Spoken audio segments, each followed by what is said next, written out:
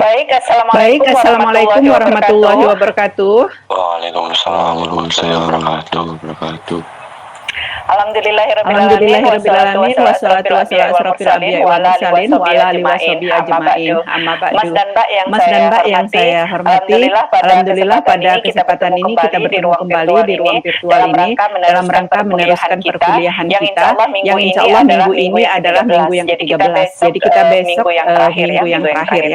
Nah, sebelumnya ada beberapa, sebelum saya mulai ya, saya ingin minta maaf dulu kepada kalian karena minggu yang lalu itu saya tidak bisa hadir karena harus menghadiri acara halal bihalal di universitas. Nah, sehubungan dengan itu karena itu waktunya bersamaan, maka saya putuskan untuk tidak ngisi di ruangan yang sangat ramai seperti itu dan rasa-rasanya tidak etis karena kita dilihat oleh Pak Rektor, Pak Dekan dan pejabat yang lain. Nah, sehubungan dengan itu maka saya memutuskan untuk berkomunikasi kepada Dani dan Yalin untuk open sajalah gitu. Jangan sampai nanti menimbulkan ketidaknyamanan atau ketidaknyamanan satu sama lain.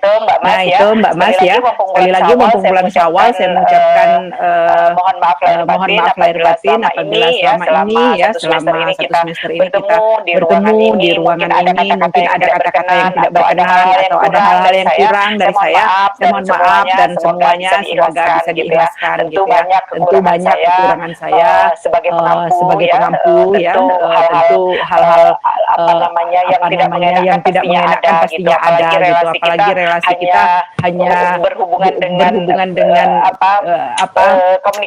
komunikasi secara virtual seperti ini. Tentunya tidak begitu menyenangkan begitu ya, tetapi sekali lagi ya ini adalah pilihan rasional bagi kita untuk tetap melakukan ini ya sampai nanti di semester depan begitu. Nah memang ada beberapa tawaran dari Pak Rektor bahwa pertemuan itu bisa dilakukan secara offline gitu. Tetapi masuk di WA saya ini mahasiswa untuk tetap menggunakan ruang virtual. Nah, sekali lagi dan ini saya pikir sudah tanggung sekali ya untuk satu kali pertemuan lagi.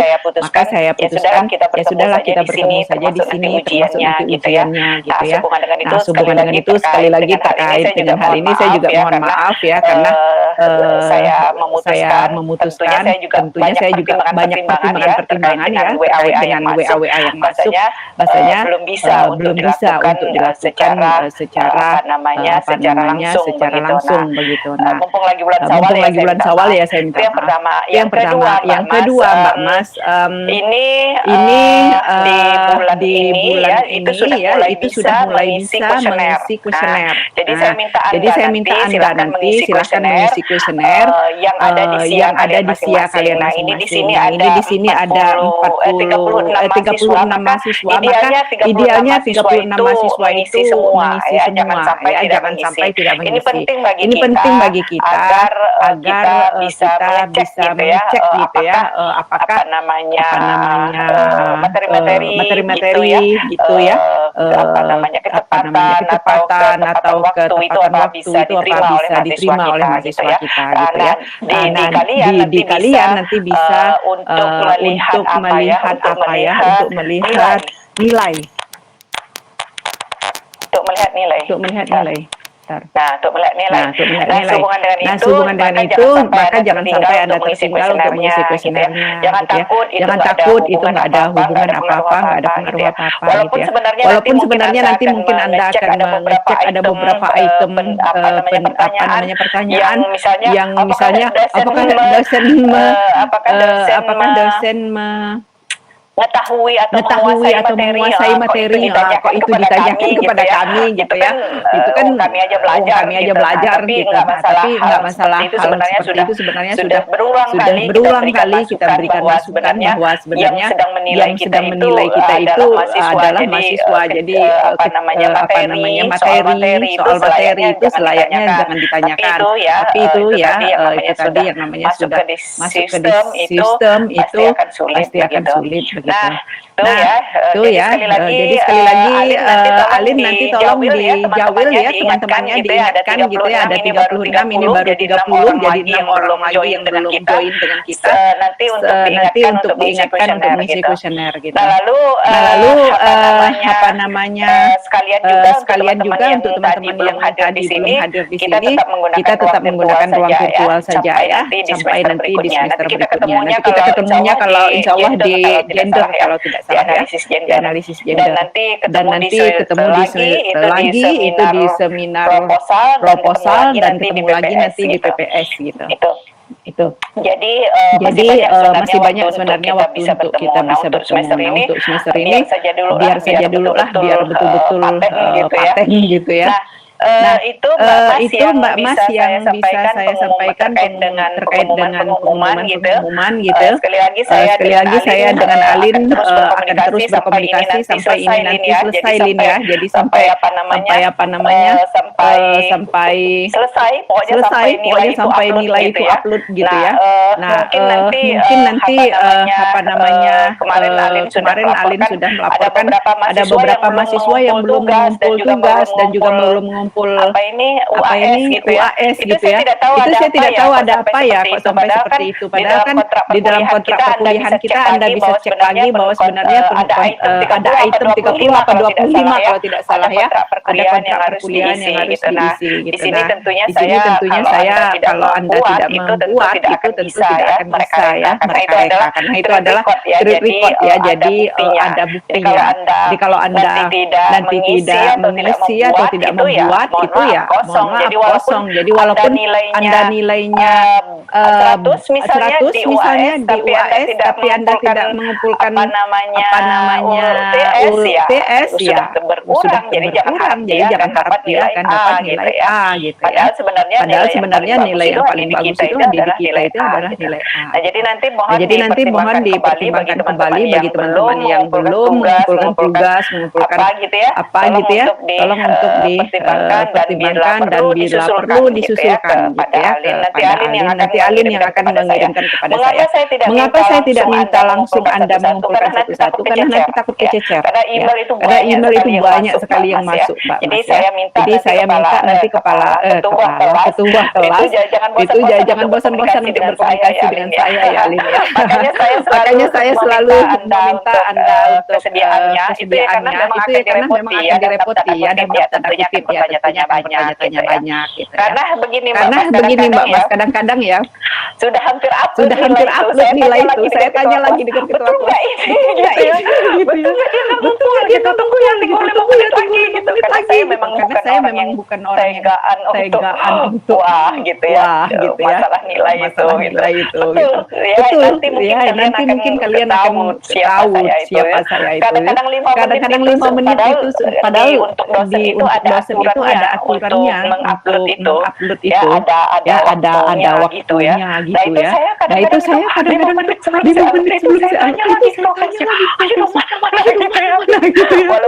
walaupun tidak maksimal nilainya tapi kalau dia sudah ngumpul pasti akan saya beri ya walaupun cuma tambah ya nanti double gitu kan lumayan gitu makanya jadi jangan sampai kosong nah itu jadi sekali lagi sebenarnya saya sangat ringan terkait hal-hal seperti itu tapi kalau Anda tidak mengumpulkan ya tidak bisa karena kontrak perkuliahan kita seperti itu gitu ya.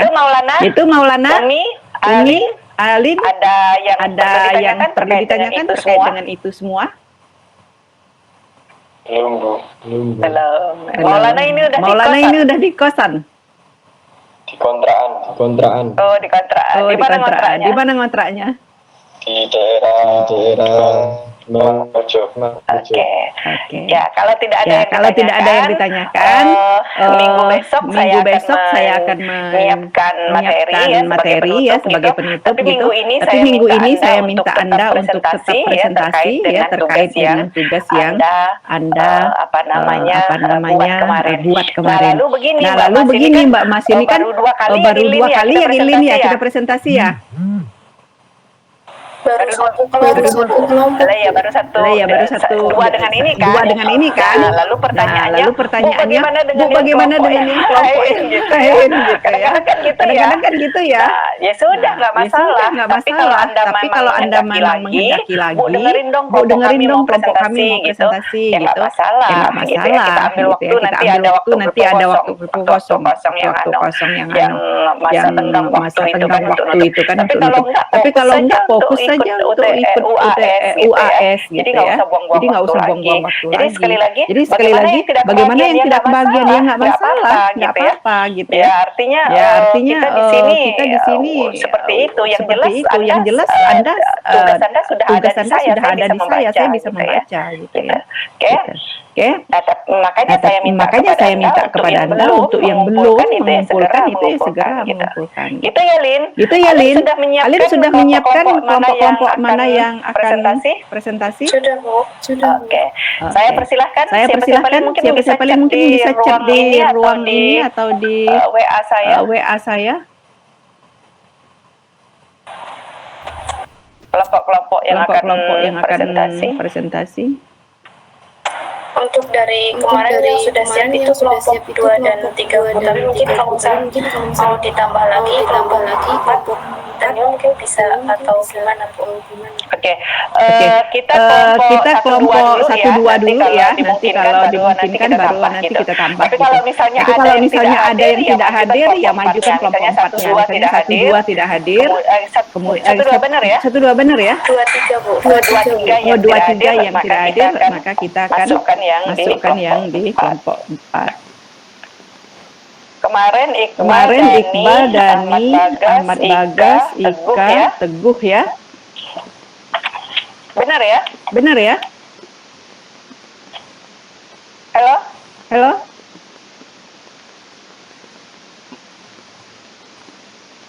Kemarin yang sudah presentasi, Iqbal, Dani, kemudian Dani Alin ya, Ahmad Bagas, Ika, terus Teguh kan? Bukan.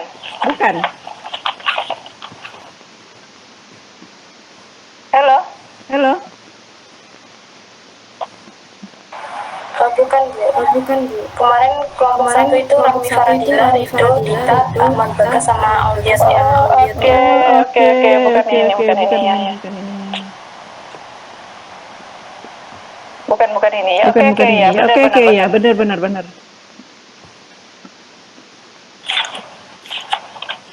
Oh, ini yang presentasi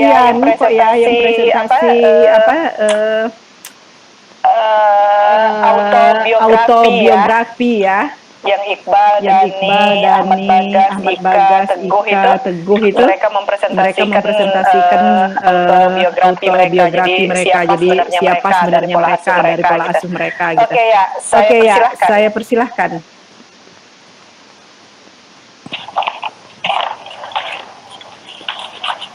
Kelompok 2 silakan. Assalamualaikum warahmatullahi wabarakatuh. Waalaikumsalam warahmatullahi wabarakatuh. Kelompok 2 mempresentasikan dampak pandemi keluarga. Monggo yang share screen, izin share screen ya. Ya, siap. Ini bagus loh temanya. Dampak pandemi bagi keluarga ini.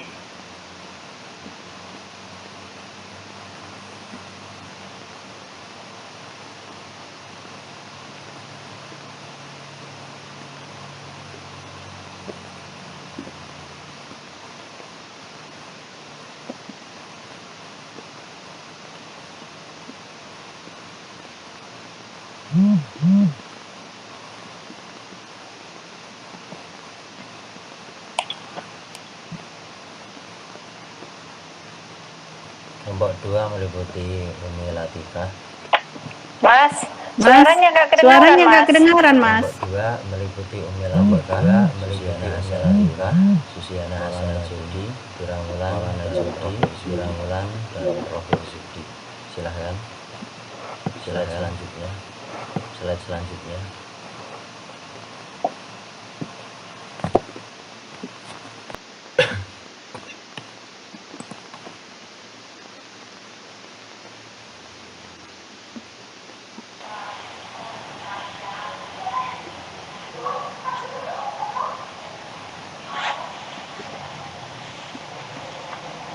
Mas Yudi, slide selanjutnya.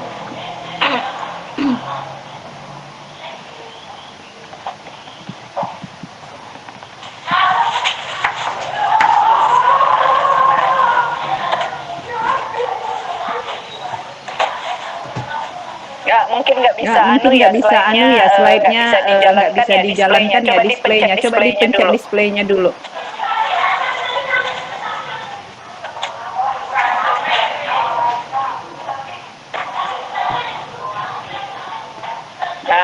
Nah, foto piano, wallpaper mau Mas. Ada dua. Ini Mas apa?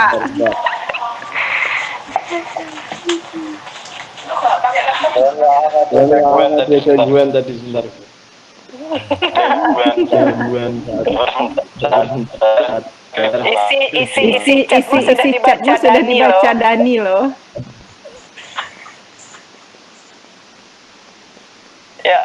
Ya, oke.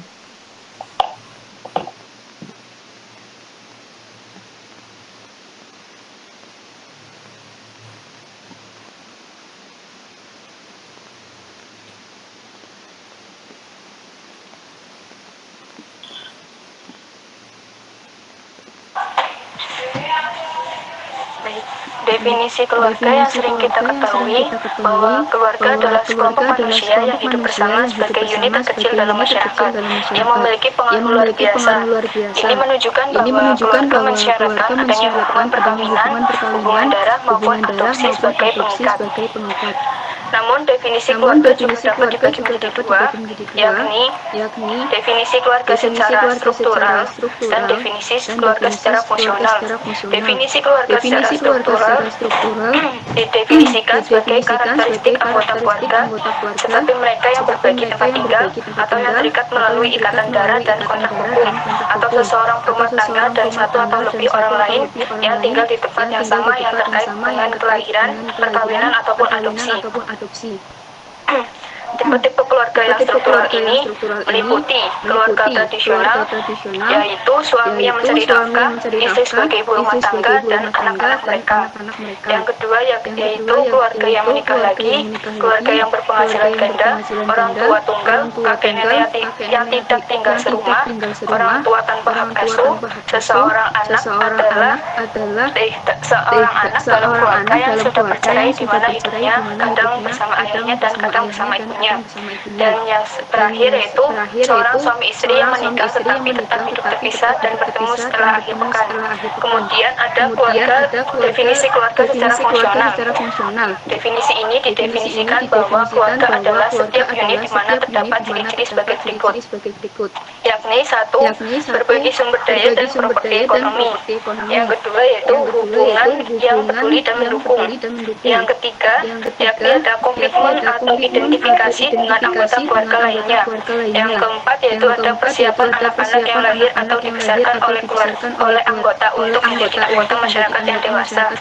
Di mana keluarga dalam definisi fungsional ini digambarkan bahwa orang tua tanpa hak asuh yang gagal membayar tunjangan anak akan dikeluarkan dari definisi fungsional tersebut.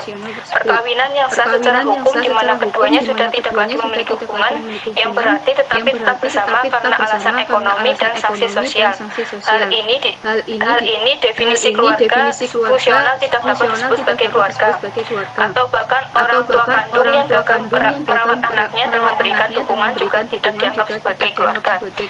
Kemudian penjelasan selanjutnya oleh Mbak Ira-Wulan Permatasari. Baiklah, selanjutnya praktik Islam di era pandemi dalam keluarga. Pentingnya pendidikan agama di era pandemi sudah seharusnya menjadi kesadaran bersama, terutama peran keluarga yang menjadi fondasi dalam pendidikan anak di masa pandemi. Keluarga yang menjadi faktor pendukung yang sangat kuat terhadap kualitas pendidikan agama, peran keluarga dalam melakukan praktik keagamaan di era pandemi ini bertujuan untuk membentuk penguatan nilai-nilai agama. Penanaman nilai-nilai agama dalam keluarga sangat berpengaruh pada cara anggota keluarga dalam bersikap dan berperilaku selama pandemi. Praktik keagamaan ini diwujudkan dalam pendidikan akidah, pendidikan kemasyarakatan, pendidikan jasmani, dan pendidikan akhlak.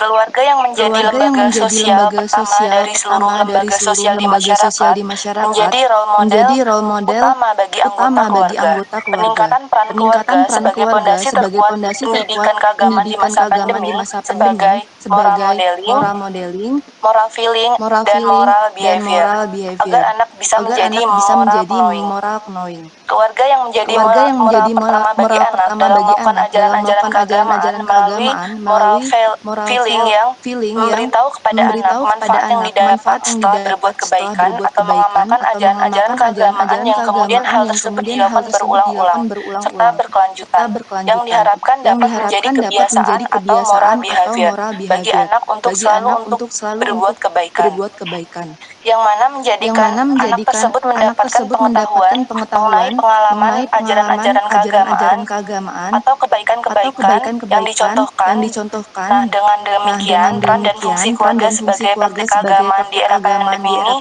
jelas terukur dan sangat diperlukan.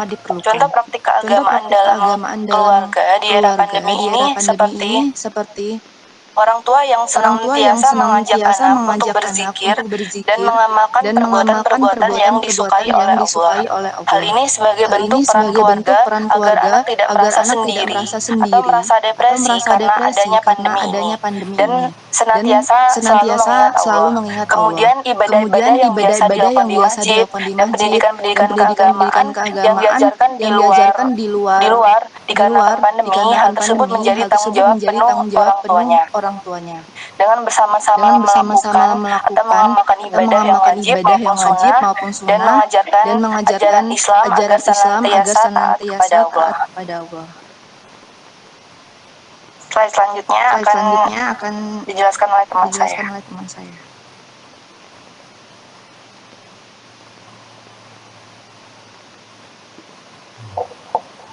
Oke, slide selanjutnya mengenai praktik dalam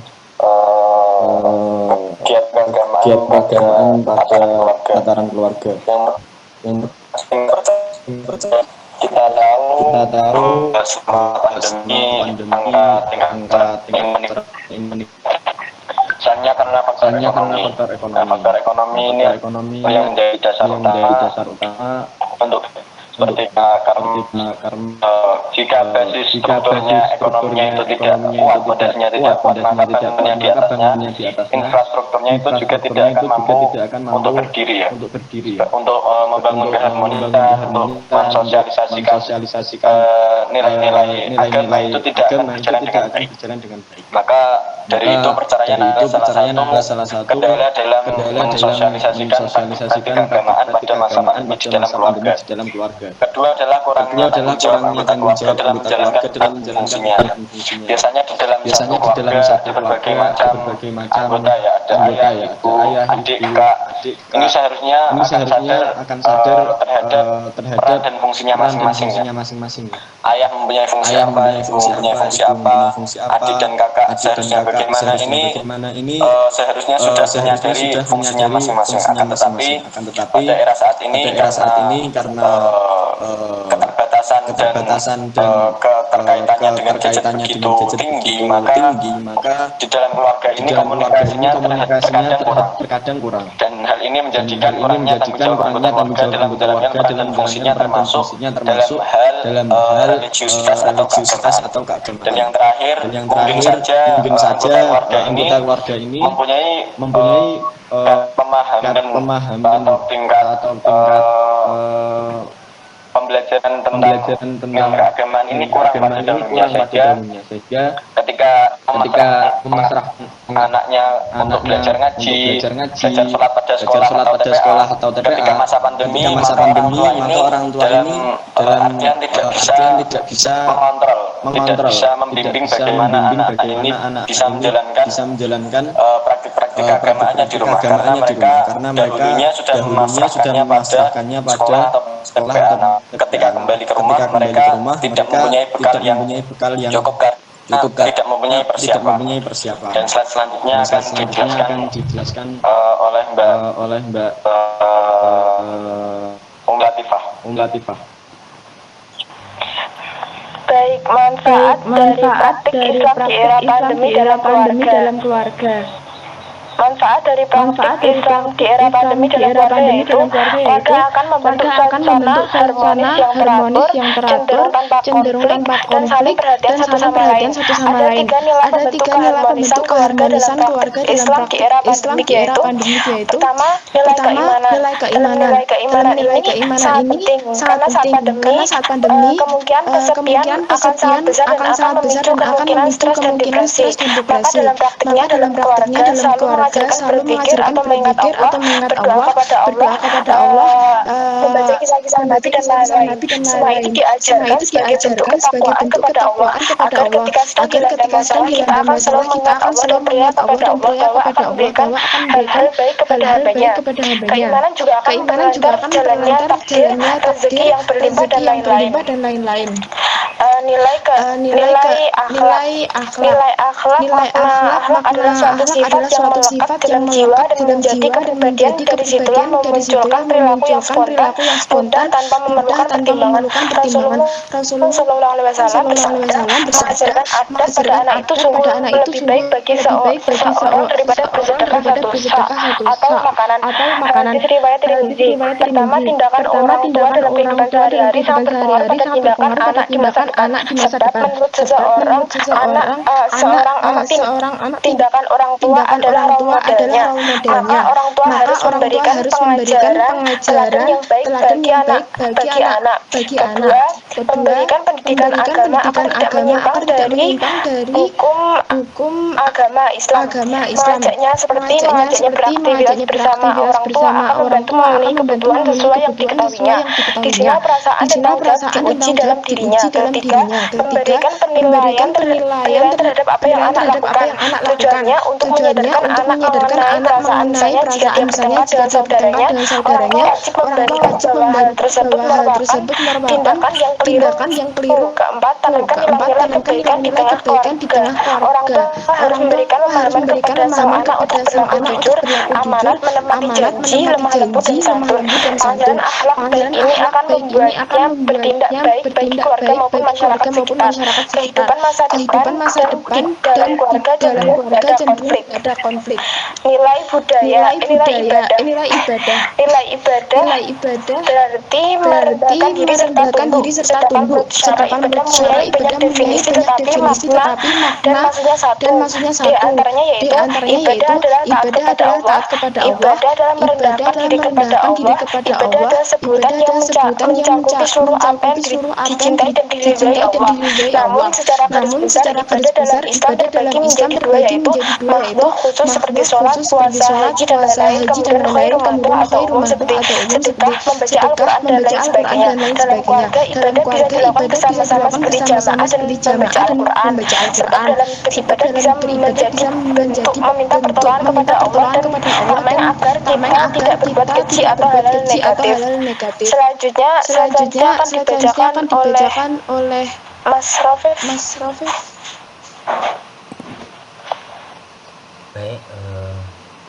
Baik, sebenarnya bagian yang saya jelaskan yaitu dampak pandemi dan keluarga sudah jelas ya, karena di pertemuan sebelumnya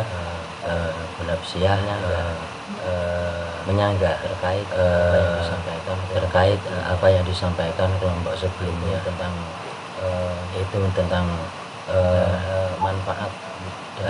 manfaat dan sedangkan saya menjelaskan dari dampak negatif dari pandemi sendiri.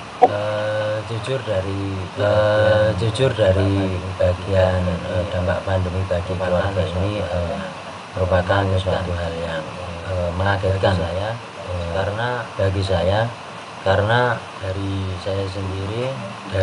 saya sendiri dapat sekali banyak keluh kesah atau curhatan dari teman-teman saya, malah yang di sekitaran umur saya, di sekitaran kita sudah menikah dan malah mencari solusi atau bagaimana pendapat kamu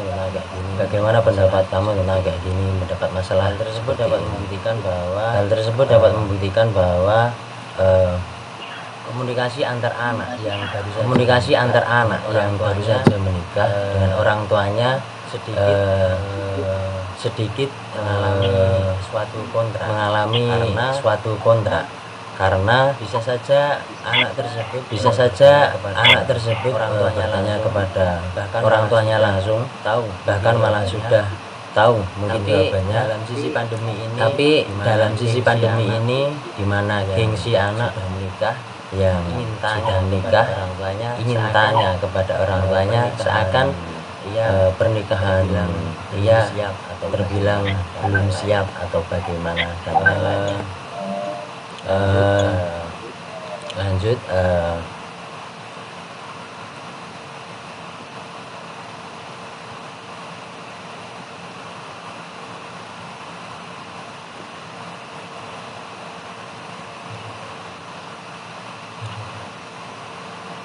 dampak pandemi bagi keluarga antara lain yaitu yang terjadi dalam keluarga yaitu adalah pendapatan finansial yang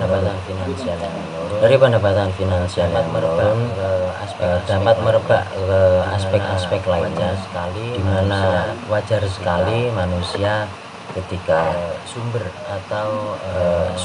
atau pokok yang bisa menyelesaikan pada bagian-bagian yang lainnya mengalami trouble, tentunya akan memberikan dampak yang buruk bagi lainnya. Semisal adanya hal-hal yang tidak tercukupi seperti kebutuhan sehari-hari, berupa makan atau hal-hal lainnya yang bisa memicu seperti kekerasan terhadap anak atau pertikaian di dalam keluarga dan hal-hal lainnya. Karena ada penurunan finansial ini menyebabkan rentetan yang menjadi akar dalam karena masalah tidak bisa kita pungkiri bahwa siapa yang tidak memegang uang pasti akan resah karena dari masalah dalam keluarga kebanyakan yaitu berupa finansial atau selain itu dalam sisi pendidikan sudah dijelaskan bahwa adanya gap pembelajaran atau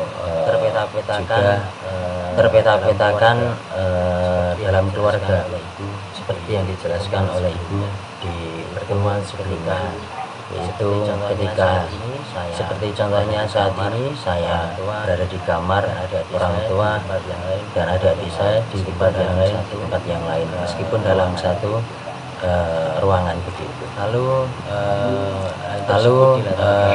hal tersebut dilatar belakangi karena adanya PPKM yang tentunya juga merebak ke aspek-aspek lainnya dalam keluarga.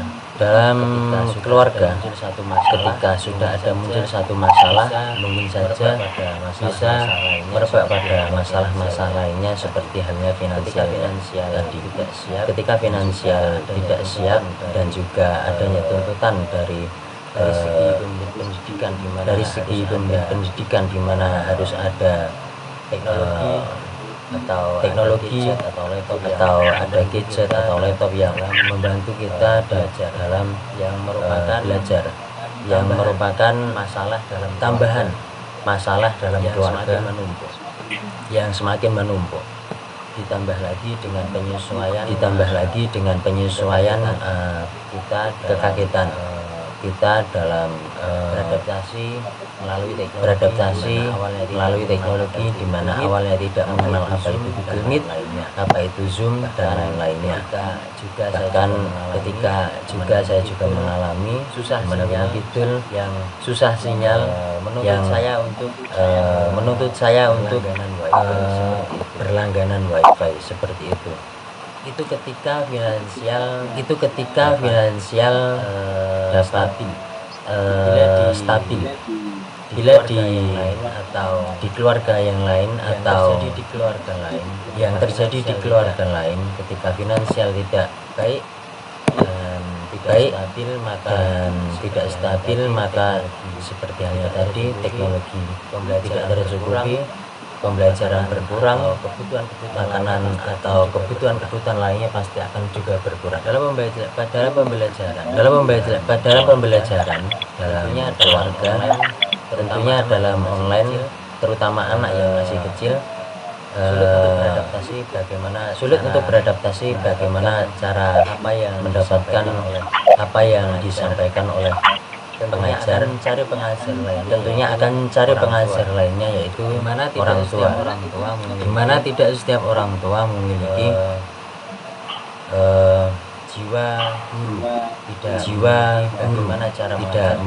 bagaimana cara mengajar, tidak memiliki skill, tidak memiliki fundamental skill yang menjadi seorang pengajar, yang dimana akan tentu saja tingkat kesabaran dari seorang guru semisal yang disampaikan oleh Bunab tadi, ketika tidak tega ketika nilai dari mahasiswa, tentunya dari segi orang tua yang tidak memiliki basic atau tidak memenuhi basic dalam pengajar, bahkan tidak berpendidikan, tentunya akan sangat menjadi suatu masalah.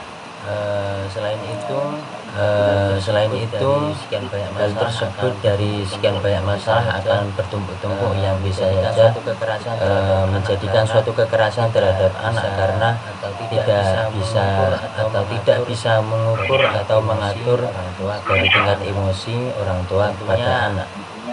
Tentunya orang tua sendiri terlebih juga dalam mendidik anak terlalu keras bahkan menggunakan kekerasan yang lebih parahnya lagi dengan menggunakan frasa-frasa agama untuk menguatkan bahwa hal itu benar dalam konteks mendidik anak, sedangkan hal yang diterima oleh anak bisa saja berbeda, di mana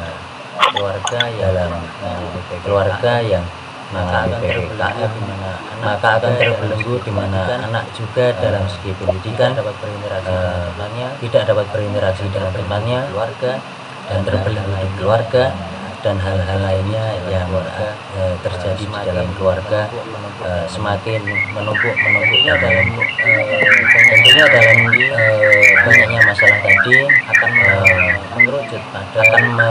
mengerucut pada dinamakan broken home atau perceraian. Dimungkinkan karena hal tersebut dapat dimungkinkan karena tidak kebanyakan perceraian tidak dasar atas dasar tapi terlalu banyak kebaikan, tetapi pasti dalam perceraian pasti terlalu banyak masalah.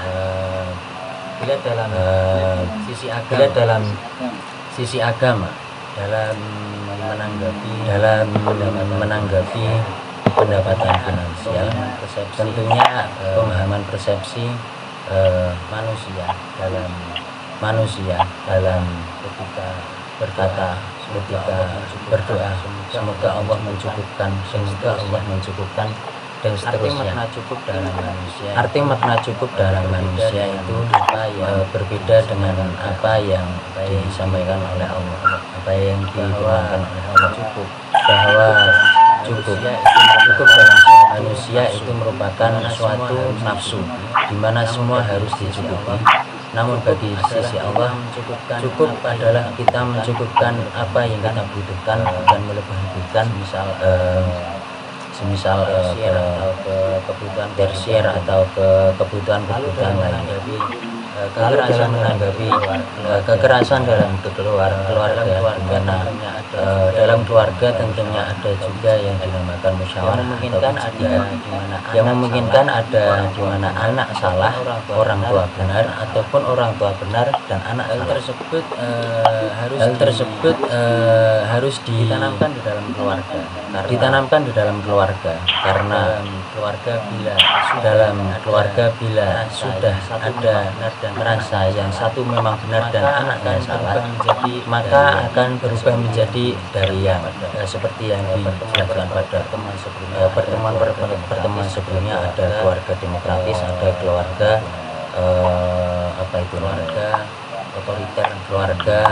otoriter, dan maka akan berubah ke keluarga yang tidak baik. Lalu segi pendidikan terhadap anak, menanggapi hal tersebut seperti makalah atau perkataan orang bijak, At-ta'alumu fi sighari kan naqsi 'alal hajar. Belajar di waktu kecil bagaikan mengukir di atas batu. Sebagaimana orang tua mendidik anak, dalam mendidik anak pasti akan terukir jelas. Bagaimana orang tua mendidik anaknya, anak akan tergambar begitu jelas dan bahkan tidak lupa. Dan buktinya pun saya lihat sendiri di mana ada seorang anak yang dipukul ketika orang tuanya sudah tua, maka akan dibalas oleh anaknya dalam merawat orang tuanya. Lalu sisi perceraian, mungkin perceraian adalah langkah yang baik, namun kita dapat usahakan bagaimana caranya dalam keluarga tidak terjadi hal tersebut, karena dalam perceraian tersebut akan memunculkan masalah-masalah lainnya, dan mungkin akan tergambar lagi pada anak yang akan terus-menerus terjadi selanjutnya. Lalu terkait dengan olah hati, di mana hati merupakan suatu hal yang sangat riskan, karena di mana suasana hati ketika contohnya perkuliahan ini, ketika suasana hati tidak tenang, maka tentu saja materi apa yang disampaikan tidak akan didapatkan. Maka benar yang Rasulullah katakan dalam hadis dalam kitab Arba'in Nawawi, wa idza sholahat sholahal jasadu kulluhu wa idza fasadat fasadal jasadu kulluhu ala wa yaqulu. Artinya ketika itu buruk maka seluruh badan akan buruk, dan ketika itu baik maka semua tubuh akan baik. Maka ingat itu adalah keluarga. Maka untuk itu dalam keluarga, dalam kita sebagai anak, seharusnya kita dapat bisa mengontrol diri kita, tidak menambah masalah dalam keluarga dalam masa pandemi ini yang kian berangsur membaik. Dalam segi anak bisa kita katakan orang tua hanya terjebak dalam titel menjadi orang tua, dan kita terjebak titel menjadi anak. Terkadang kita selalu merasa terkalahkan, atau orang tua merasa benar, atau sebaliknya. Maka untuk itu kita harus saling meregang ketegangan dalam keluarga, di dalam keluarga saya. Sekian dari presentasi kelompok kami. Mohon maaf apabila punya kesalahan. Dan apabila ada yang ingin ditanyakan. Ya baik, terima kasih kepada kelompok dua ya yang sudah mempresentasikan. Saya pikir ini kajian integrasi interkoneksinya dapat banget ya Mas Mbak ya. Jadi bagaimana praktik sosial, praktik keagamaan di era pandemi COVID di dalam keluarga. Nah ini terus terang ini tadi saya kaget gitu ya mendengar judulnya. Oh iya ya, bagus banget gitu ya. Praktik sosial keagamaan di era pandemi di sebuah keluarga. Kalau Anda mau dalam lagi Mas Mbak ya, ini kan integrasi interkoneksinya kan dapat sekali gitu ya. Luar biasa dapatnya. Menurut saya ini layaklah untuk Anda tulis ya, baik itu secara bersama-sama ataupun sendiri gitu. Silahkan nanti. Saya pikir untuk bersama-sama saja biar konsisten. Itu bagus loh. Nanti di kita ini ada jurnal sosiologi reflektif itu juga kan menghendaki tugas-tugasnya mahasiswa.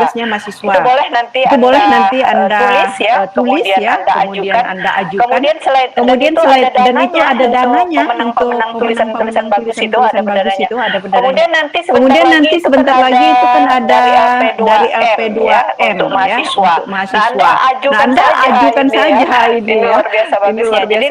Jadi nanti fokusnya gini ya kelompok dua ya. Jadi praktik keagamaan di era pandemi COVID di dalam keluarga gitu. Fokus saja satu gitu. Jadi jangan kemana-mana agar nanti muncul integrasi interkoneksinya. Jadi bagaimana cara sebuah keluarga yang tadinya anak-anaknya terpencar ya, anak dalam tanda kutip ya, menuntut ilmunya di luar gitu, tapi tiba-tiba disatukan di dalam sebuah keluarga yang mungkin satu sama lain sudah asing gitu ya.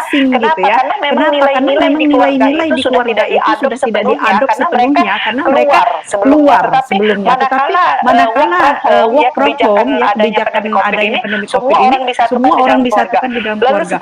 Lalu seperti apa dalam penyesuaiannya? Prosesnya seperti apa?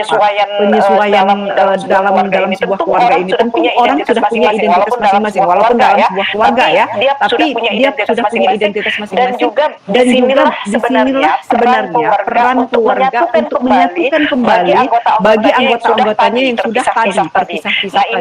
Nah ini tentu menjadi penting bagi kita untuk melihat bagaimana landasan atau fondasi agama yang diterapkan di dalam keluarga itu. Saya pikir ini menjadi pola asuh muslim Mas Mbak ya. Hasilnya nanti menjadi pola asuh muslim yang mungkin akan berbeda dengan demokratis, otoriter. Jelas itu kita tidak pernah menggunakan itu ya, apalagi otoriter di era pandemi COVID seperti ini. Otoriter jelas ada, tapi saya katakan ini high teknologi, zaman teknologi tinggi, zaman di mana keberadaan orang itu terakses di mana-mana gitu ya. Jadi kalau mau otoriter itu nanti akan terakses gitu ya, akan viral gitu. Nah, jadi yang ingin kita munculkan adalah pola asuh ya yang diterapkan dalam sebuah keluarga di era pandemi COVID ini religius kah ya, arahnya nanti ya lebih religius atau lebih sekuler karena apa? Karena kalau kita terapkan religius itu nanti akan muncul gitu ya kajian-kajian kita. Tapi kalau kita ingin melihatnya sekuler tadi ya karena memang kita sudah tadi terpeta-petakan di dalam keluarga saja, ada yang di sini, ada yang di sana gitu ya, walaupun dalam satu rumah gitu. Nah Mas Mbak, itu saja nanti fokusnya. Jadi munculkan yang tadi Ropip, yang integrasi interkoneksi tadi ya, yang Arab-Arabmu itu, yang hadis atau apa tadi ya, itu munculkan di situ. Jadi penerapan praktik di dalam keluarga itu bisa menjadi lebih religius gitu. Apa ya apa ya, mungkin perlu pemahaman yang lebih dalam ya, tapi dalam ya, tapi saya kira saya saya pikir ini kajiannya bagus banget ya, bagus sekali.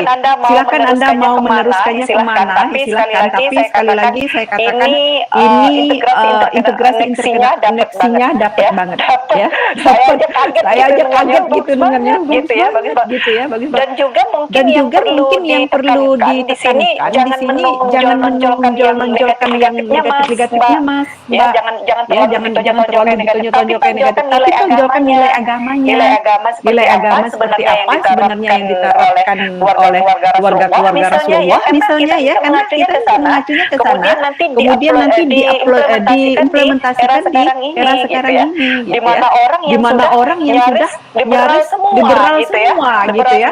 Liberal semua, orang-orang sekolah yang tidak dalam pondok, tidak dalam apa ini namanya basis keagamaan itu sudah nyaris hilang, mereka lebih ke ilmu-ilmu yang sekuler gitu ya.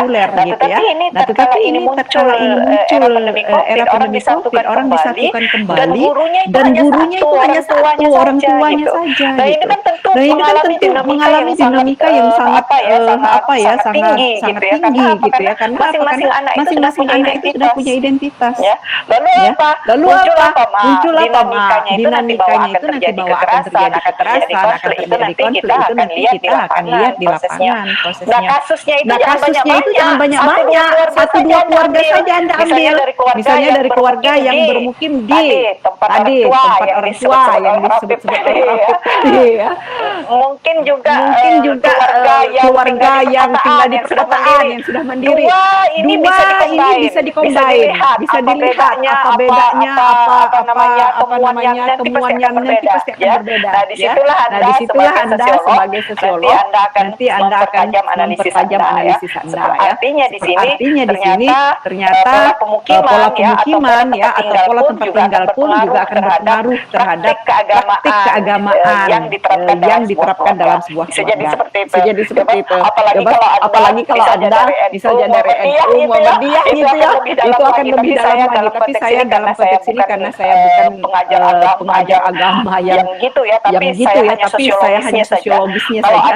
Kalau Anda seandainya penganut Muhammadiyah misalnya atau pengikut Muhammadiyah atau pengikut Anda bisa kaji dua ini ya, aliran keagamaan atau aliran organisasi keagamaan kita. Tapi sekali lagi bisa juga Anda melihatnya dari yang pola bermukim tadi, dari orang tua seperti apa misalnya, lebih parah lagi kalau tinggal dengan orang tua gitu ya, karena 24 jam lo tinggal di sini gitu ya, pasti akan ada macam-macam gitu ya pola relasinya, dinamikanya, atau dengan orang-orang yang sudah mandiri seperti apa gitu ya.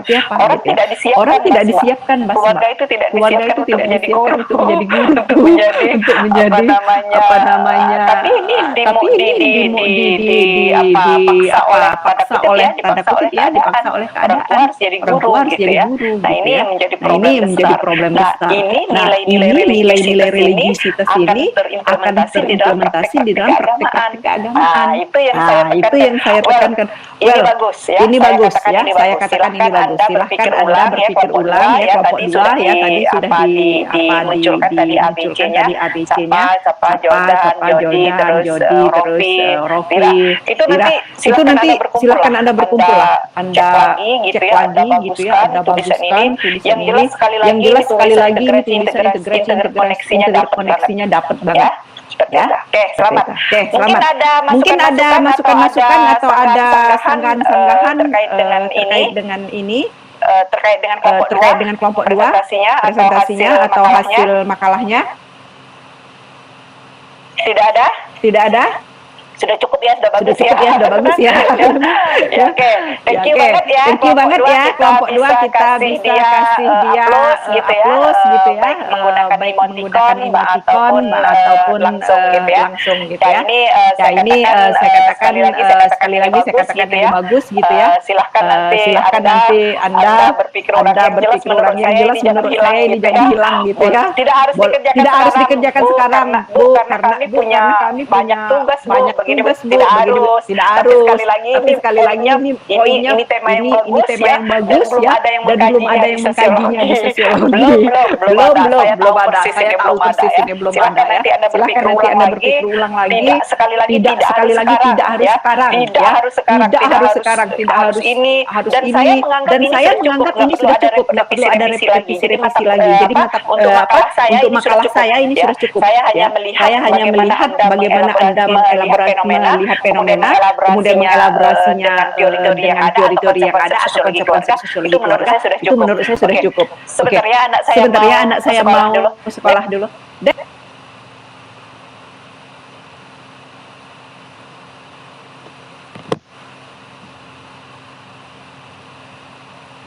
Dia mau ujian ASDP, mau ujian akhir SMP ya.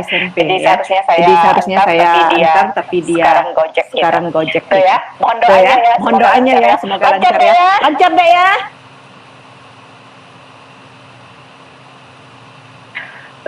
Mohon doanya, semoga anak saya bisa mengikuti dengan baik ya. SDP-nya ini adalah syarat untuk masuk sekolah lanjutan. Kalau kita dulu 6, mereka SDP karena COVID ya. Gitu Mas Mbak. Thank you banget ya. Terima kasih sekali ya atas presentasinya kelompok 2. Yang jelas ini juga sangat menginspirasi gitu ya.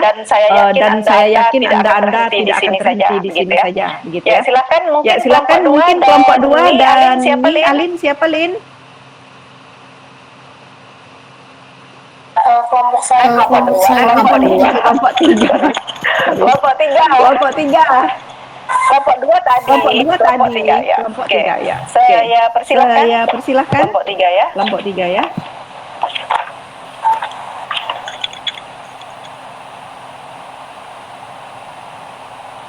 3 siap? Kelompok 3 siap? siap Bu. Oke. Sebentar.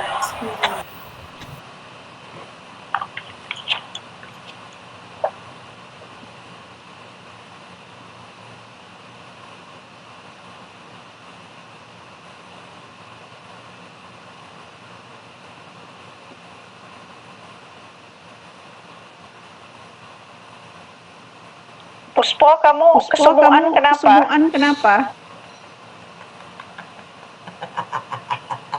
Masih unmute. Iya. Iya. Emang suasananya sumuk banget ya. Luar biasa.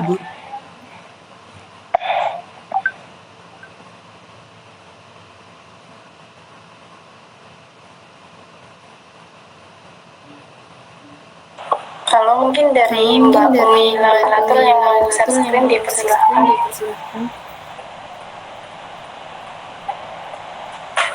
Sudah ya. Izin share screen ya, Bu. Oke, siap.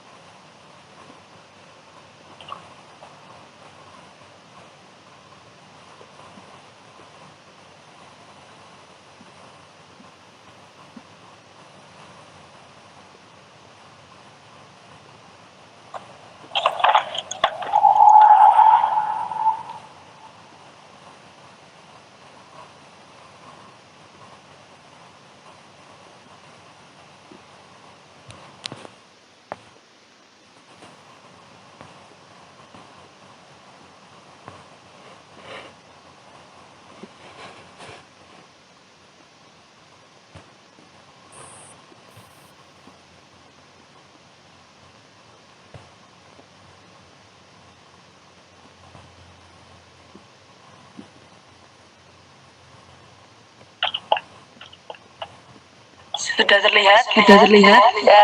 Ya. Assalamualaikum warahmatullahi wabarakatuh. Waalaikumsalam warahmatullahi wabarakatuh. Kami kelompok 3 izin untuk presentasi tentang relasi sosial keluarga di era pandemi COVID-19. Sebelumnya, kami akan memperkenalkan anggota kelompok terlebih dahulu. Yang pertama, Umi Laylatul Munawaroh, lalu Lafita Naufa, Fahrudin Hani, Uspo Grenaldo, Bintang Samudra, dan Dani Alim.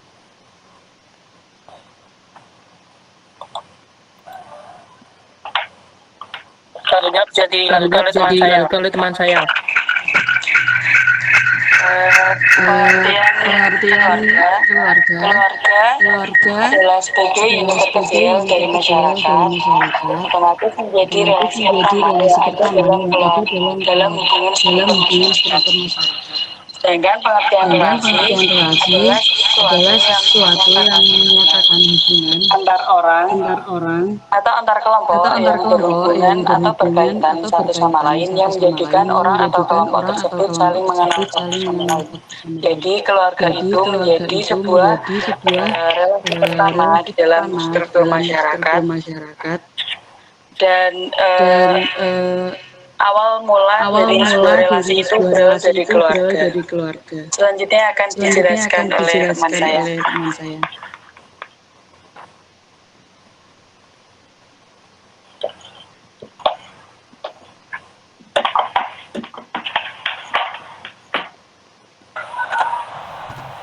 Baik, selanjutnya adalah relasi keluarga dalam masa pandemi. Menurut kelompok kami, relasi keluarga dalam masa pandemi ini terdiri dari relasi yang bersifat positif atau bersifat negatif. Relasi positif ini adalah relasi dosen atau yang sesuai harapan semua orang. Nah, seperti yang telah kita ketahui bahwa keluarga ini menjadi tempat sosialisasi paling efektif dan fungsi-fungsi keluarga berjalan dengan baik seperti fungsi pengawasan, kasih sayang, dan relasi yang baik. Nah, relasi positif ini sebaiknya diterapkan oleh antara orang tua dan anak di masa pandemi, tetapi relasi positif ini sebenarnya hanya bisa dilakukan oleh orang-orang tertentu, keluarga tertentu yang mungkin mereka finansialnya bagus atau memiliki background pendidikan atau memiliki pengetahuan parenting yang bagus, seperti ketika orang tua mereka itu memiliki parenting yang bagus dan mungkin finansialnya bagus, mereka akan menjalankan fungsinya sebagai orang tua dengan baik, seperti menjaga dan memastikan anaknya melakukan hidup bersih, mendampingi anak dalam mengerjakan tugas, melakukan kegiatan bersama-sama di rumah, menciptakan lingkungan yang aman, menjalin komunikasi intens yang baik, memberikan pengawasan dan memenuhi kebutuhan keluarga, membimbing dan memotivasi anak, dan lain sebagainya. Tetapi pada kenyataannya ini relasi negatif dapat muncul karena seperti yang sudah kita ketahui bahwa pandemi ini dapat menyebabkan beberapa hal seperti pendapatan finansial yang menurun karena banyaknya keluarga yang kena PHK dan sebagainya.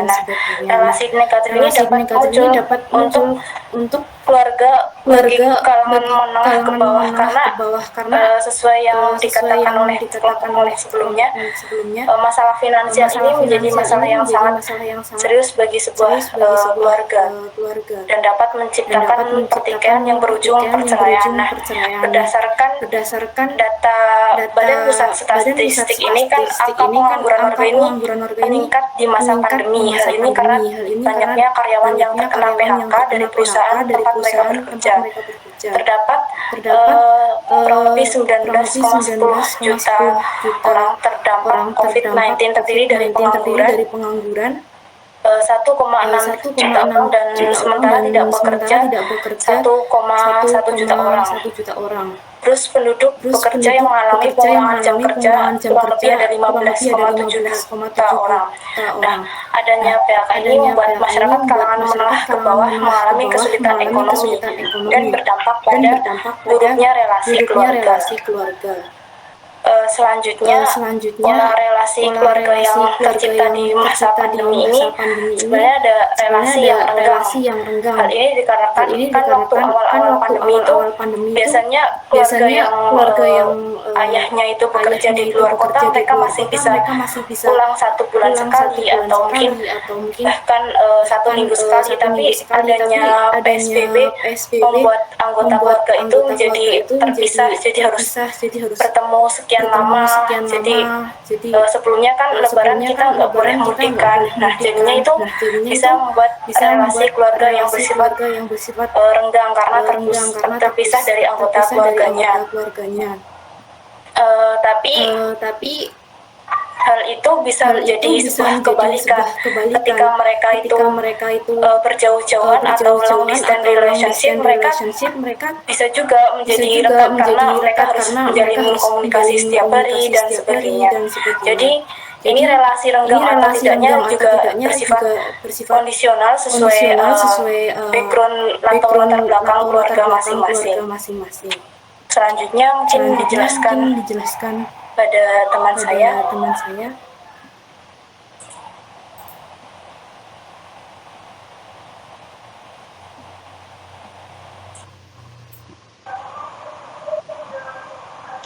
Baik, di sini ada juga dampak pandemi terhadap keharmonisan keluarga. Adanya pandemi COVID-19 ini mewajibkan kita untuk membatasi kegiatan atau interaksi di luar rumah dan mengharuskan untuk memperbanyak kegiatan di dalam rumah kan. Lalu pandemi COVID-19 ini juga menimbulkan banyak kebijakan dan peraturan baru yang diupayakan untuk mencegah penyebaran virus COVID-19. Kegiatan yang dilakukan di rumah menjadi awal membuat keluarga terjalin romantis dan harmonis karena sering bertemu dan terjadinya kebersamaan. Namun, karena seringnya bertemu ini dengan waktu yang cukup lama, ternyata memicu timbulnya masalah-masalah kecil dalam keharmonisan keluarga. Lalu selanjutnya akan dijelaskan oleh Hanif.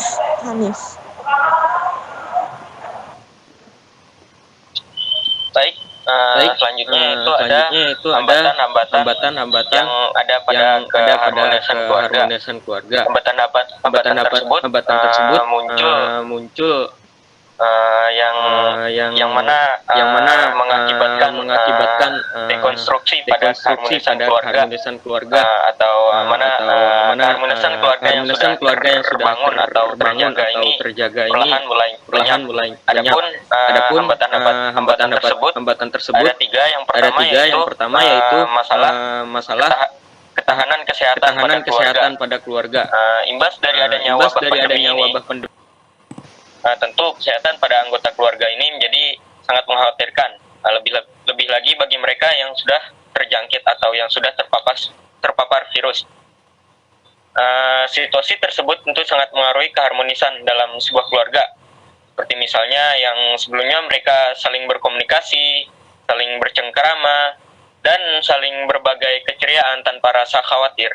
Ini menjadi sebaliknya, timbul rasa khawatir dan rasa-rasa cemas diantaranya.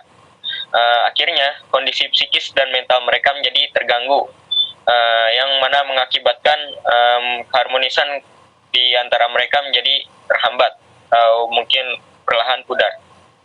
Lalu renggangnya ikatan atau solidaritas dalam keluarga, seperti yang sudah disebutkan sebelumnya oleh Mbak Dani Alin.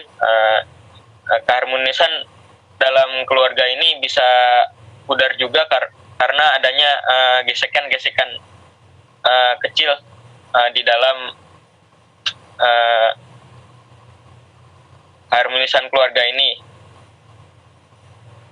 Konflik-konflik internal atau konflik-konflik yang mana terjadi, baik itu konflik kecil maupun konflik besar, ini menyebabkan disintegrasi di antara mereka, sehingga keharmonisan yang sudah terbangun sebelumnya perlahan mulai pudar bahkan hancur.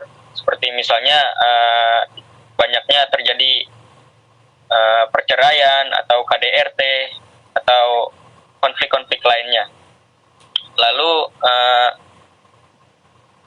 terakhir masalah finansial ya.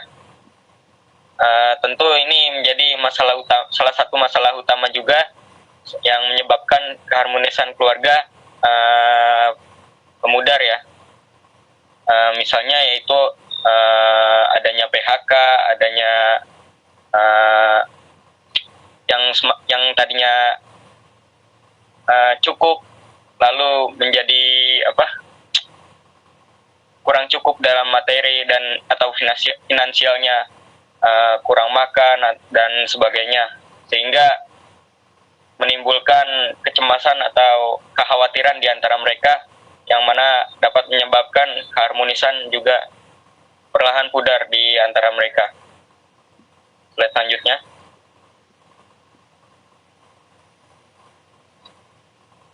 Adapun cara menjaga keharmonisan keluarga, yang pertama yaitu optimalisasi komunikasi atau terus menjalin komunikasi-komunikasi yang sifatnya positif. Lalu meningkatkan dan merawat kembali rasa kasih sayang dan cinta antar anggota keluarga, yakni dengan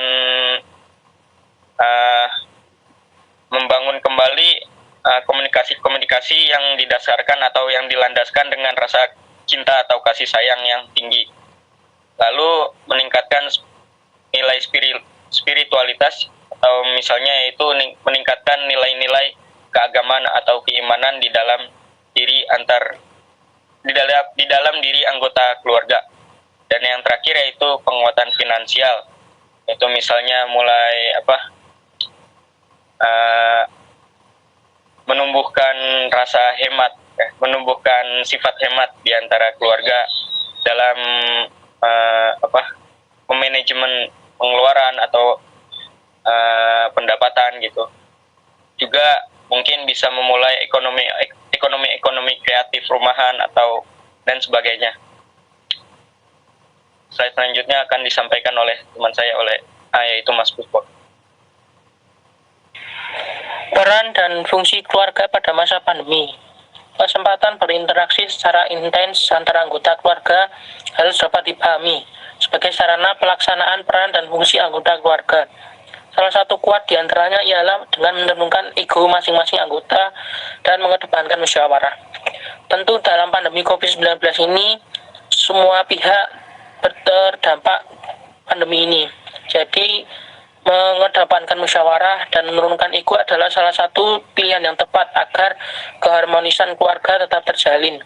Tadi juga sudah disampaikan oleh Mas Fahrudin Hanif tentang menumbuhkan kembali budaya hemat, jadi mengurangi pengeluaran yang tidak perlu. Jadi di masa pandemi ini sebisa mungkin kita menggunakan barang-barang yang masih bisa kita gunakan dan mengurangi pengeluaran yang tidak perlu. Semisal kalau finansialnya sudah membaik, mungkin bisa bersenang-senang tapi tetap dengan mematuhi protokol kesehatan seperti itu. Yang terpenting komunikasi adalah kunci di mana keluarga ini bisa tetap terus hidup di masa pandemi COVID-19 ini. Karena dengan adanya komunikasi maka akan tumbuh rasa saling pengertian dan saling menjaga satu sama lain. Seperti itu. Terima kasih kami ucapkan. Mohon maaf apabila banyak kesalahan. Kami akhiri. Wassalamualaikum warahmatullahi wabarakatuh.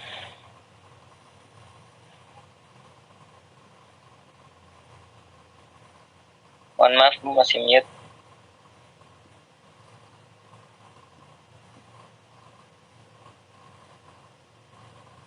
Mohon maaf, Bu, mic-nya masih mute. Astagfirullah, sorry. sorry ya Allah. Ya, relasi sosial ya kepada kelompok 3, relasi sosial di era pandemi COVID. Ini saya katakan sangat menarik. Mengapa? Karena memang pandemi COVID ini telah mengubah semuanya, termasuk relasi sosial di dalam keluarga. Nah, bayangkan ya, orang yang tadinya memiliki aktivitas dan tanda kutip identitas masing-masing dan bahkan sudah memupuk diri masing-masing gitu ya, sekarang harus disatukan kembali selama 24 jam. Bayangkan ya seperti apa itu. Nah, memang kunci utama ya di dalam kehidupan itu adalah komunikasi, Mbak Mas ya. Saya sepakat kalau Anda mengatakan komunikasi ini menjadi hal yang penting untuk menunjukkan keharmonisan relasinya agar tetap harmonis gitu. Tapi sekali lagi, komunikasi yang efektif, yang efisien itu seringkali tidak terjadi ya. Seringkali tidak terjadi karena sekalipun kita ini dikumpulkan di dalam sebuah keluarga, di dalam satu rumah.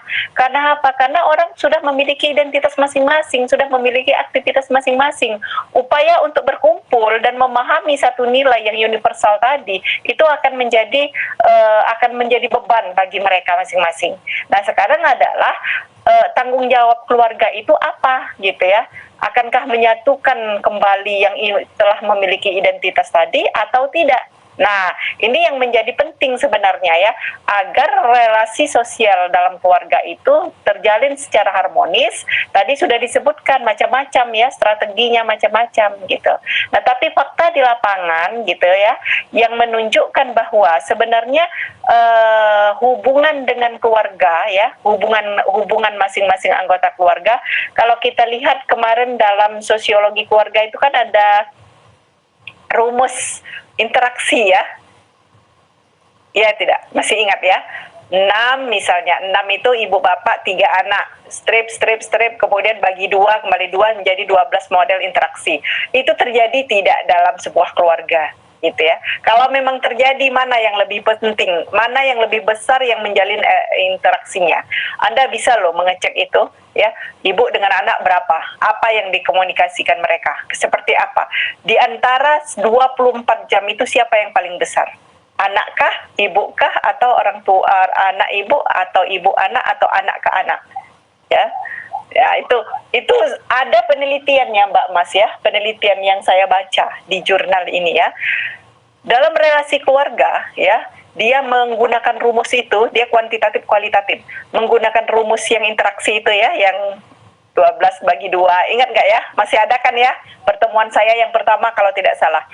Itu apa yang terjadi di Amerika Serikat? Apa yang terjadi? Dia menunjukkan bahwa dalam sebuah keluarga hanya 75% ya, 75% yang menunjukkan tidak ada relasi sosial yang baik antara anak dengan orang tua. Ya. Jadi 25% itu hanya 25% saja yang mengatakan ada komunikasi yang baik antara anak dengan orang tua. Mengapa? Karena bukan semata-mata mereka baik dalam pengertian apa, karena mereka mengalami kesibukan masing-masing. Ya, anak itu dihadapkan work from home seperti ini, urusannya tidak selesai-selesai. Jadi dia mengadaptasikan kembali atau menjalin komunikasi dengan orang tuanya, tidak merasa. Tidak terjalin lagi ya, Anda baca nanti penelitian itu ya. Jadi tidak terasa lagi gitu ya, tidak ada relasi sosial lagi antara anak dengan orang tua. Nah, ini yang menjadi pertanyaan berikutnya, apakah tidak adanya komunikasi dengan anak, dengan orang tua dengan anak itu justru bagus apa tidak ya? Nah, penelitiannya menunjukkan meskipun tidak ada intens komunikasi ya, ternyata relasi sosial anak dengan orang tua dia tidak menjadikan keluarga itu tidak harmonis. Ya, ternyata seperti itu penelitiannya. Ya, jadi komunikasi yang intens itu justru tidak terjadi di era pandemi Covid ini dalam penelitiannya itu. Ya, dia mengatakan, dan itu bukan menjadi indikator pecahnya sebuah keluarga atau disorganisasi keluarga, bukan, tidak. Karena apa? Karena dia menganggap orang tua itu adalah bagian dari dia dan orang tua sudah memaklumi anaknya. Daya permaklum inilah yang membuat mereka tidak pecah atau justru harmonis-harmonis saja. Jadi sekali lagi, menurut dia komunikasi yang intens bukan ukuran untuk menunjukkan harmonisasi keluarga. Nah, itu ya. Jadi sekali lagi saya katakan, betul memang komunikasi menjadi faktor utama di dalam menjalin relasi sosial. Tapi ada beberapa penelitian menunjukkan bahwa di Amerika Serikat era pandemi COVID tidak ada hubungannya dengan komunikasi anak dengan orang tua. Intensitas orang tua itu hanya 25%. Ya, dia mensurvei orang gitu ya. Dan apakah keluarganya tidak harmonis? Enggak, justru harmonis. Mengapa seperti itu? Mengapa? Ya karena menganggap bahwa dia berada di tempat yang teduh, rumah, tempat dia berlindung. Orang tuanya adalah pelindungnya. Jadi ngapain saya harus bermanis-manis muka? Seperti itu. Ya, jadi ya itu ya. Jadi ini mungkin perbedaan antara Barat ya, keluarga Barat dengan keluarga kita gitu ya. Jadi sekali lagi Mbak Mas, jangan terlalu percaya juga bahwa intensitasnya komunikasi itu akan mempererat relasi sosial, tidak juga. Ya, karena sebenarnya anak itu sudah merasa aman di rumah dan tidak ada apa-apa, bagi dia tidak ada gangguan. Orang tuanya sendiri dijadikannya teman ya memang tidak dijadikannya teman juga dia akan merasa aman gitu ya. Justru anak itu lebih harus menjalin relasi sosial dengan gurunya. Karena apa? Karena gurunya itu dianggap orang lain gitu. Nah itu ya, ini saya hanya memberikan pemahaman bahwa ada penelitian yang seperti itu ya. Gitu. Oke, tapi secara keseluruhan ya, relasi sosial di dalam keluarga itu memang mengalami dinamika ya. Kalau Anda baca relasi sosial dalam masyarakat Muslim ya, saya sudah meneliti itu. Saya contohkan halal bihalal ya. Kenapa? Karena halal bihalal itu selama ini kita lakukan secara langsung, tidak secara virtual. Tapi beberapa tahun berikut acara halal bihalal itu justru dilakukan secara virtual. Nah, saya ingin melihat apakah ada hal yang menarik ya, atau ada hal yang berubah secara halal bihalal dilakukan secara virtual. Nah, penelitian saya menunjukkan memang secara teknis ada perubahan ya, ada perubahan dan itu tersampaikan karena teknologi. Tapi sekali lagi teknologi hanya memfasilitasi, tapi nilai-nilai halal bihalal itu jauh lebih kuat dilakukan menggunakan face to face daripada menggunakan virtual. Jadi sekali lagi teknologi tidak mampu. Teknologi hanya memfasilitasi acara orang halal bihalal, tapi teknologi tidak mampu menyampaikan nilai atau makna yang mendalam terkait dengan halal bihalal. Itu penelitian saya ya. Jadi nanti Anda silahkan baca relasi sosial interaksi sosial di dalam halal bihalal ya. Nanti silahkan ada di Sinta 2 itu dipublish di Sinta 2 ya. Nah ini Anda nanti kelihatan sekali sebelum pandemi COVID apa yang dilakukan itu ya, interaksinya seperti apa, setelah pandemi COVID seperti apa gitu ya. Kemudian apa makna perbedaan-perbedaan itu gitu ya. Ternyata ya orang melakukan halal bihalal itu ya bisa saja melalui virtual, tetapi sekali lagi nilainya tidak sampai karena beberapa informan mengatakan ya itu lebih enak dilakukan secara face to face gitu, karena kita bisa mengekspresikan, kita tertawa, kita bercanda, kita bersalaman, kita menangis gitu ya, menerima maaf-maaf dari kawan gitu ya. Tapi kalau secara virtual ya kita sudah dibatasi ruang dan waktu dan semuanya tidak akan bisa terekspresi gitu ya. Kita menangis tidak akan bisa terekspresi di sini karena malu gitu ya. Tapi kalau kita memeluk kawan kita, meminta maaf, kemudian menangis, itu jauh lebih berarti gitu ya. Nah, nilai-nilai seperti itu yang tidak bisa disampaikan oleh teknologi gitu ya. Oke ya. Baik, terima kasih kepada kelompok 3, kita kasih A+ ya, baik itu melalui langsung ataupun tidak atau melalui emoticon gitu. Nah, sekali lagi ini silahkan Anda cek lagi Mbak Mas relasi sosial yang ada itu seperti apa. Ya, relasi sosial yang ada di dalam keluarga seperti apa. Jadi nanti kalau saya sarankan metodenya menggunakan metode kuantitatif saja. Jadi Anda mengambil survei misalnya 100 keluarga ya. Kemudian Anda lihat intensitasnya seperti apa gitu ya, lalu hasilnya seperti apa. Nah nanti setelah Anda lihat misalnya 75% yang mengatakan bahwa relasi sosial itu dipengaruhi oleh komunikasi ya di dalam keluarga. Nah lalu nanti Anda analisis seperti apa gitu. Tapi ada beberapa penelitian bahwa mengatakan komunikasi yang intens itu bukan menjadi tolak ukur di era pandemi COVID ini. Karena apa? Karena anak-anak itu sudah merasa nyaman dia di rumah dan tidak ada musuh gitu ya. Tapi justru yang relasi sosial yang komunikasi komunikasi yang harus intens dilakukan saat mereka berada di luar rumah, di sekolah. Karena guru itu orang-orang yang harus dimediasi, ya, guru itu lebih jauh dihormati. Kalau kita minta dengan guru itu jauh lebih harus punya prosedural gitu ya, dibandingkan dengan kita minta dengan orang tua gitu ya. Oke, paham ya? Baik, terima kasih kelompok 3. Ini mungkin masih ada waktu lagi ya, Lin ya, satu lagi gitu. Kalau tidak ya nggak masalah juga.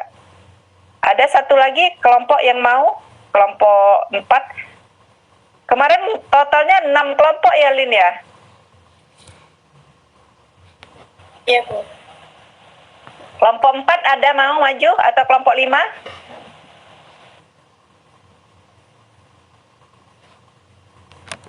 Tidak. Kelompok 4 siapa saja, Lin? Sebentar, Bu.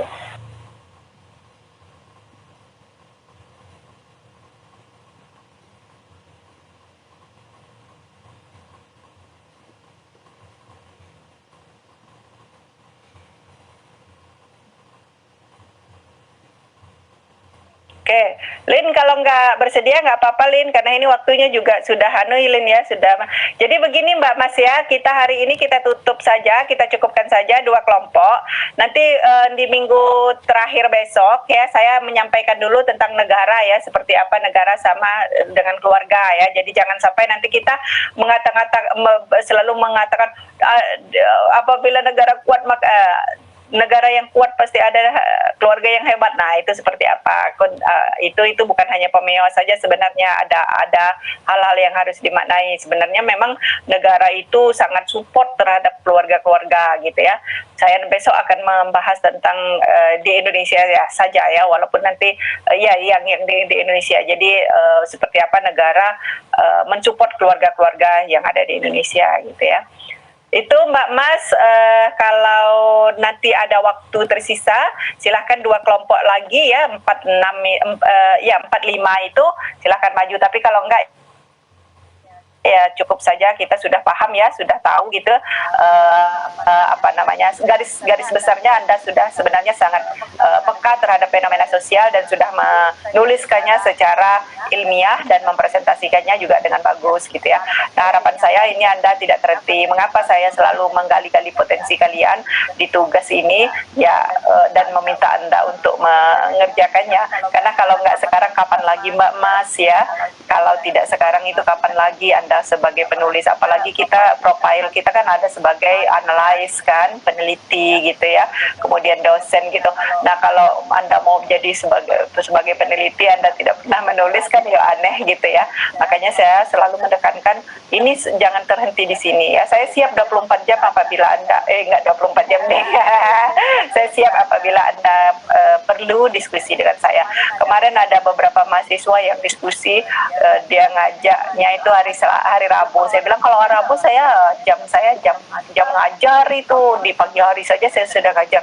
Tapi kalau saya bilang hari Senin jam 8-an saja ya, jam 8 malam kami sampai jam 10-an kami baru berhenti, baru selesai dia diskusi tentang makalah dengan proposalnya seperti itu. Nah, itu Mbak Mas ya, jadi apa sajalah yang bisa saya yang kita bisa diskusikan saya siap gitu ya. Tapi kita lihat jamnya ya, waktu-waktunya, karena memang saat ini saya sedang mendampingi anak saya yang akan lulus SMP gitu ya, yang terakhir itu untuk masuk ke SMA gitu.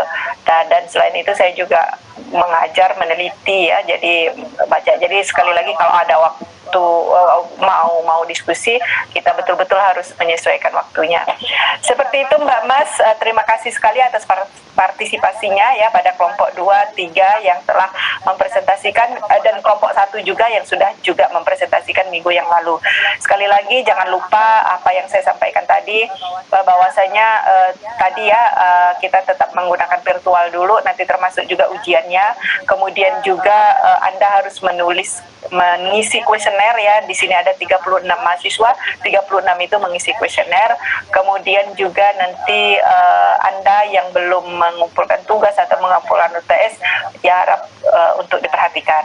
Nah, oke, tadi saya sudah coba-coba menyapa, saya melihat Anda.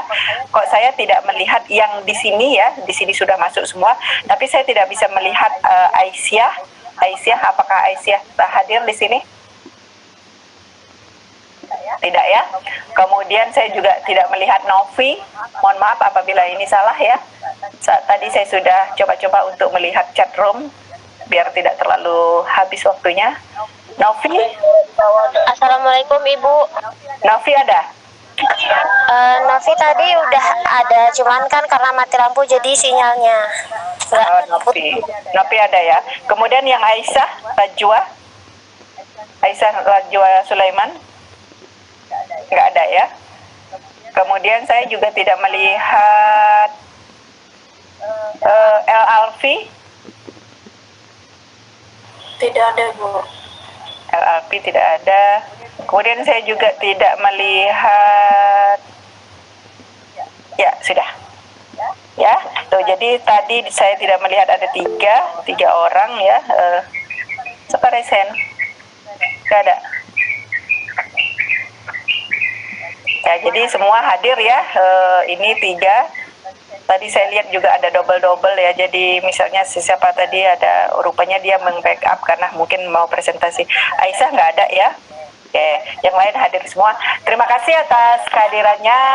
Kita satu kali lagi ya, moga-moga bisa ketemu gitu di minggu terakhir agar kita bisa betul-betul los gitu ya.